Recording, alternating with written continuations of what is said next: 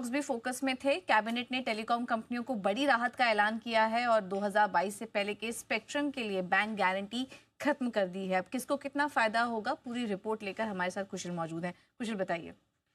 बिल्कुल पूजा, आप देखिए यहाँ पर टेलीकॉम कंपनियों को बड़ा राहत मिलता हुआ दिख रहा है। और खासकर अगर आप स्टॉक इन फोकस देखेंगे तो वोडाफोन आइडिया ही है। स्पेसिफिकली आप देखिए तो यहाँ पर जिस तरह से टेलीकॉम कंपनियों को बैंक गारंटी देनी होती थी, जो भी वो स्पेक्ट्रम ऑक्शंस में परचेज करते थे, उस चीज़ को ध्यान में रखते हुए यहाँ पर 2012, 2014, 2015, 16 और साथ ही 2021 में जो स्पेक्ट्रम ऑक्शंस हुए थे, उसमें जो कंपनियों ने स्पेक्ट्रम्स खरीदे थे, उससे जुड़े हुए जितने भी इनको बैंक गारंटी देने थे उसको वेव ऑफ कर दिया गया है कि कैबिनेट मिनिस्ट्री ने। तो इनफैक्ट कैबिनेट मंत्रिमंडल ने यहाँ पर जो बड़ा फैसला लिया है, उससे 2022 के पहले जितने भी स्पेक्ट्रम परचेज किए गए थे, उससे जुड़े हुई जो बैंक गारंटी देनी होती थी, वो रिक्वायरमेंट को इन्होंने खत्म कर दिया है। तो जाहिर सी बात है कि यहाँ पर जो बैंक गारंटी अब तक बकाया थी, प्राइमरली सोर्सेज ऐसा बता रहे हैं कि यहाँ पर कुल मिलाकर टेलीकॉम कंपनियों को 30,000 करोड़ रुपए तक की राहत मिली है, जिसमें सबसे पहले तो वोडाफोन आइडिया है, जहाँ पर अनुमानित करीबन 24,600 करोड़ रुपए की बैंक गारंटी इनकी बकाया थी।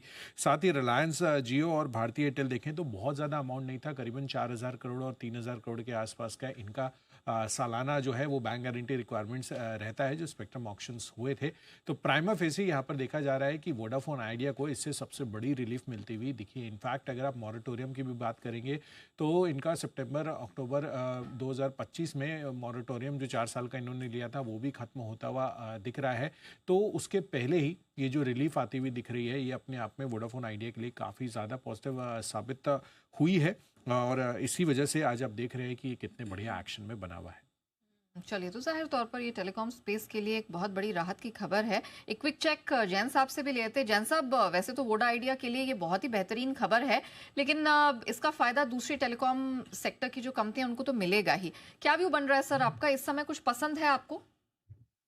नहीं, देखिए, वोडा आइडिया के लिए बढ़िया न्यूज थी और पूरे सेक्टर के लिए बढ़िया था। और इनको थोड़ा ज्यादा, क्योंकि क्या होता है कि इतनी अफेक्टेड और इतनी ज्यादा फाइनेंशियली उसमें भी है, फाइनेंशियल इश्यूज ज्यादा, तब क्या होता है कि कोई भी चीज पॉजिटिव आती है तो इनको ज्यादा दिख रहा है। और प्लस भाव भी ऐसे है, तो जहां पे 1 रुपया 2 रुपया भी बढ़ता है तो इनफैक्ट बहुत बड़ा एक इम्पैक्ट आता है। But yes, at the same time I feel कि इंडस टावर बढ़िया लगता है मुझे समाव भारतीय एक्साकॉम बढ़िया लगता है, मुझे भारतीय एयरटेल ज्यादा बढ़िया लगते हैं।